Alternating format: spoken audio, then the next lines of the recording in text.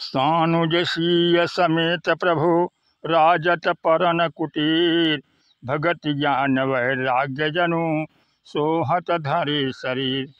जब भगवान राम चित्रकूट में कुटिया बनाकर रहने लगे, भगवान की दिनचर्या को सहज रूप में जाना जा सकता है कि श्री सीता जी प्रभु की प्रसन्नता के लिए प्रत्येक कार्य करती और लक्ष्मण जी भी उनकी सेवा में निरंतर संलग्न रहते। परंतु भगवान राम भी वैसा ही करते थे जो उन लोगों को अच्छा लगे।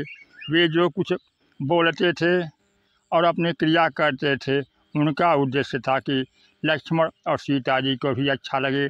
सिय लखेन जेहि विधि शुक्ल हैं, सोई रघुनाथ करहीं सोई कहीं।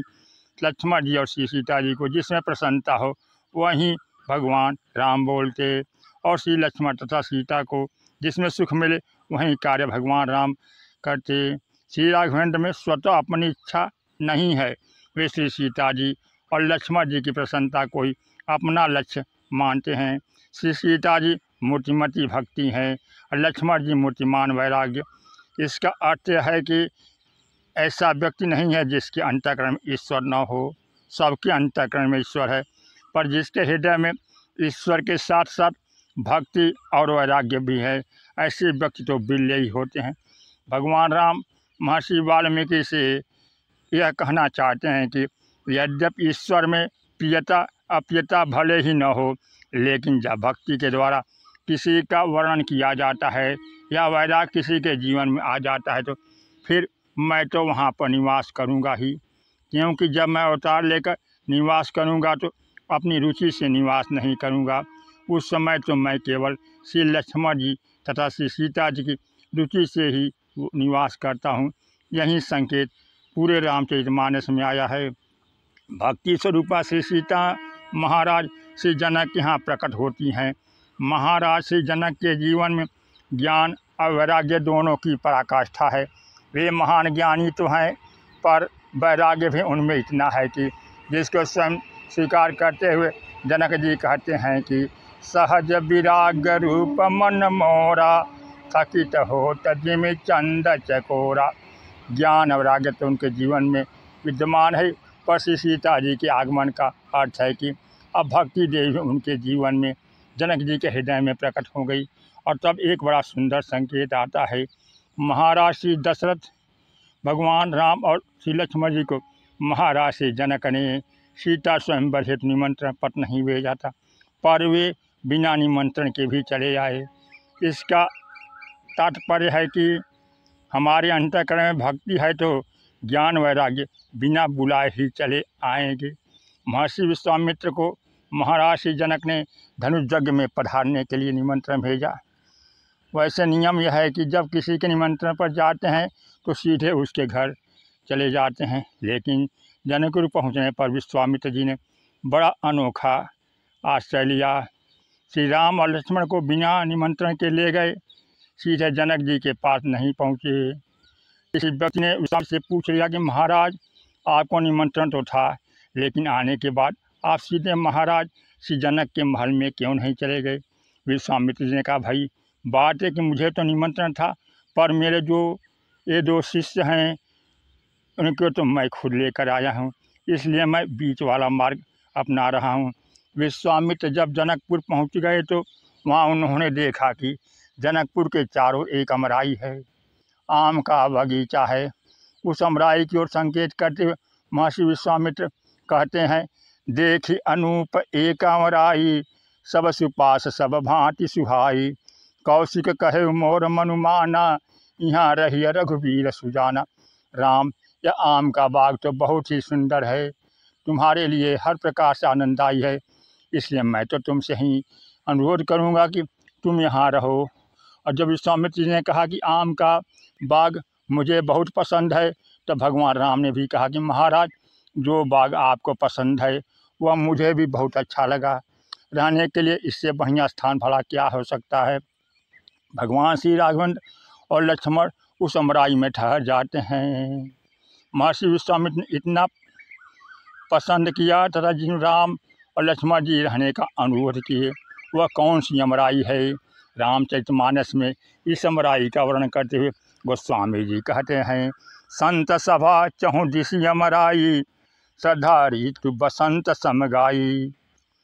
आम का बाग जहाँ पर लगा हो उसे अमराई कहते हैं। आध्यात्मिक अर्थों में, तात्विक अर्थों में संत समाज को ही अमराई कहा जाता है।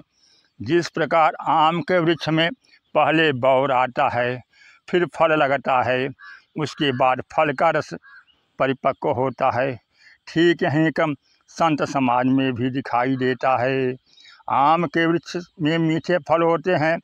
इसे सुनकर अगर कोई व्यक्ति कार्तिक माह में चला जाए और जा कर के आम का फल प्राप्त करना चाहे, तब तो उसे बड़ी निराशा लगेगी। वाटिका में तो एक भी फल नहीं मिलेंगे, किंतु अगर उसे कोई बुद्धिमान व्यक्ति मिल जाए और वह समझाएगा कि भाई आम का फल प्राप्त करने के लिए आप थोड़ा प्रतीक्षा करिए, पहले बसंत ऋतु आने दीजिए, उस ऋतु में वृक्ष में बौर लगेंगे, उसके पश्चात फल। गोस्वामी जी कहते हैं कि श्रद्धा ऋतु बसंत समगाई। इसका अभिप्राय है कि अगर आप श्रद्धा रहित होकर संत के पास जाएंगे तो आपको किसी फल की प्राप्ति नहीं होगी। जब हम संत के पास जाएं तो अपने अंतःकरण में श्रद्धा पूर्वक अवश्य जाएं, और श्रद्धा लेकर जाने के बाद आम में बौर तो आ जाएगा, फल अभी नहीं लगा तो संत जैसे बताएं, जो साधना बताएं वह करें। संत क्या साधना बताएंगे? सम जम नियम फूल। इसका अर्थ है कि हम केवल श्रद्धा लेकर ही न जाएं, अपितु संत के पास जाएं, उसे जीवन में उतारने की चेष्टा करें, और संत के उपदेश को क्रियान्वित करने के पश्चात हमें ज्ञान रूपी फल की प्राप्ति होगी। सम जम नियम फूल फल ज्ञान। इस प्रकार पहले सत्कर्म का फूल लगेगा, फिर ज्ञान का फल लगेगा, उसके पश्चात मिठास रह जाएगी। और मिठास तब आएगी जब आम पक जाएगा। वह मिठास क्या है? गोस्वामी जी कहते हैं कि भगवान के चरणों में प्रीति ही रस है। समझम नियम फूल फल ज्ञाना, हरिपद रति रस वेद बखाना। और महर्षि विश्वामित्र जब भगवान श्री राम को अमराई में रहने को कहते हैं, उसमें यही क्रम है। वे सीधे जनक के भवन में नहीं गए, उन्होंने संत सभा की अमराई में प्रभु को ठहराया। विश्वामित्र जी का तात्पर्य है कि महाराज जनक का नगर भक्ति का नगर है। अब भगवान भक्ति के नगर में आएँ तथा भक्ति के भवन में निवास करें, यह आकांक्षा तो भगवान को होनी चाहिए, लेकिन भक्ति के भवन में भगवान को निवास कराने के लिए उन्हें सत्संग में, संत समाज में जाना पड़ेगा। इसलिए विश्वामित्र जी कहते हैं कि महाराज अगर आपको अमराई अच्छी लग रही है तो इसमें रहिए। और भगवान श्री राम विश्वामित्र की आज्ञा को शिरोधार्य करते हुए कहते हैं, महाराज मेरी पसंद वही है जो आपकी पसंद है। प्रभु ने लक्ष्मण जी की ओर देखा तो लक्ष्मण जी ने भी उसका अनुमोदन कर दिया और दोनों भाई वहाँ रहने लगते हैं। उसके पश्चात महाराज श्री जनक के पास जब यह समाचार पहुँचता है तब वे महर्षि विश्वामित्र का स्वागत करने के लिए आते हैं।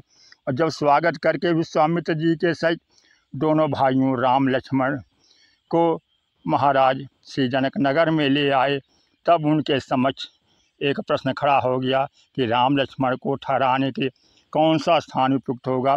उस समय उनके विचार में जो स्थान आया, गोस्वामी जी कहते हैं, सुंदर सदन सुखद सब काला। सुंदर सदन नाम का एक ऐसा भवन था जो बहुत सुंदर था, हर ऋतु में वह सुखदायक था। और वह सुंदर सदन कौन सा है, इसका परिचय देव गोस्वामी जी कह रहे हैं। श्री निवास सुंदर सदन शोभा किम कही जात। श्री सीता जी जिस घर में निवास करती हैं वहीं सुंदर सदन है। महाराज श्री जनक को लगा कि जिस भवन में जानकी जी रहती हैं उसी भवन को लेकर श्री राम को ठहराना चाहिए। इसका अर्थ है भक्ति का निवास जहाँ है वहीं पर भगवान रुकेंगे। गोस्वामी जी कहते हैं, तहाँ वासु लय दिन। लय माने उन्होंने श्री सीता जी से कहा, पुत्री अगर तुम अपनी माँ के महल में चली जाओ तथा तुम्हारे महल में श्री राम लक्ष्मण सहित महर्षि विश्वामित्र जी ठहर जाएं तो तुम्हें कैसा लगेगा। श्री सीता जी ने मौन भाव से बड़ी प्रसन्नता से स्वीकृति दे दी और उसी सुंदर सदन में भगवान श्री राम और लक्ष्मण सहित विश्वामित्र जी को महाराज श्री जनक ने ठहरा दिया। सुंदर सदन कहने का तात्विक अर्थ क्या है? अगर केवल बाहरी दृष्टि से देखे तो जनकपुर के जितने भवन थे वे सब सुंदर ही थे, क्योंकि गोस्वामी जी ने तो यहाँ तक कहा है कि जनक जी के यहाँ तो ऐसा विचित्र साम्य है कि चाहे सिपाही हो, चाहे मंत्री हो, चाहे संतरी हो, चाहे सेनापति, चाहे महाराज श्री जनक का भवन, सब के सब भवन बिल्कुल एक तरह के बने हुए थे। सूर्य सचिव सेनप बहुतेरे नृपगृह सरिसव सदन सब केरे। जनक महान ज्ञानी थे और ज्ञान की पराकाष्ठा है। सम्मत एक दूसरा सूत्र देते हुए गोस्वामी जी कहते हैं, जनकपुर के जितने भी निवासी हैं वे सब तो पुर नर नारी सुभग सुचि संता धर्मशील ज्ञानी गुणवंता। जनकपुर के समस्त स्त्री पुरुष बड़े सुंदर हैं, संत हैं, धर्मशील हैं, ज्ञानी हैं और बड़े गुणवान हैं। इस प्रकार उन समस्त भवनों में भी सबसे अधिक विलक्षणता जिस भवन में है वह श्री सीता जी के निवास का भवन। लेकिन सबसे बड़ा प्रश्न है कि किस वस्तु से बना हुआ था वह भवन, जिसके लिए जनकपुर में भी सुंदर शब्द लिखा गया। और महर्षि वाल्मीकि भगवान राम के बीच जो संवाद दिया गया है, महर्षि वाल्मीकि कह रहे हैं, राम तुम तो समस्त ब्रह्मांडों के स्वामी हो और यहाँ भी तुम महाराज दशरथ के यहाँ से आए हो, इसलिए मैं जानना चाहता हूँ कैसा स्थान पर निवास करोगे। भगवान राम ने श्री सीता जी और श्री लक्ष्मण जी को संकेत करते हुए कहा, महाराज इन दोनों को जो स्थान रुचिकर लगे। और भगवान राम ने अपने निवास स्थान को अत्यंत सरल बनाते हुए कहा, महाराज मैं तो पत्ते और तिनकों से कुटी बना लूँगा, मैं सोने के ही महल से तो निकाला गया।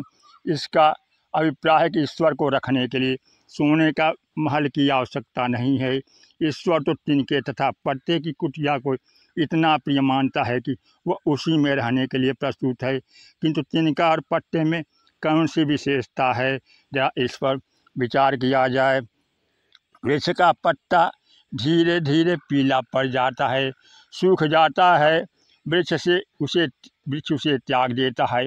यही संसार में भी होता है कि जब तक व्यक्ति में क्षमता होती है तब तक लोग उसे अपना अपना बताते हैं, पर ज्यों ज्यों व्यक्ति समर्थ होता जाता है प्रत्येक व्यक्ति उसका परित्याग करता जाता है। तो पत्ता वह है जिसका वृक्ष ने परित्याग कर दिया, जिसमें असमर्थता की पराकाष्ठा है। और यह जो तिनका है, घास, वह संसार में सबसे तुच्छ है। चैतन्य महाप्रभु संकीर्तनकार थे, वे अपने कीर्तन से सभी को मोह लेते थे, वह भक्त बना लेते थे। किसी भक्त ने चैतन्य महाप्रभु से पूछा तो चैतन्य महाप्रभु ने कहा, तीर्णार्पी सुनीचेन तरोदपि सहिष्णुता। वृक्ष की तरह भक्त को सहिष्णु तथा तृण की अपेक्षा भी अपने को निराभिमानी छोटा समझे। इसका तात्पर्य है कि जिसके जीवन में कोई सांसारिक संबंध नहीं रह गया हो, वृक्ष के पत्ते जैसा त्याग दिया गया हो, और जो अत्यंत निराभिमानी, तृण में दीनता तथा निराभिमानता की पराकाष्ठा है।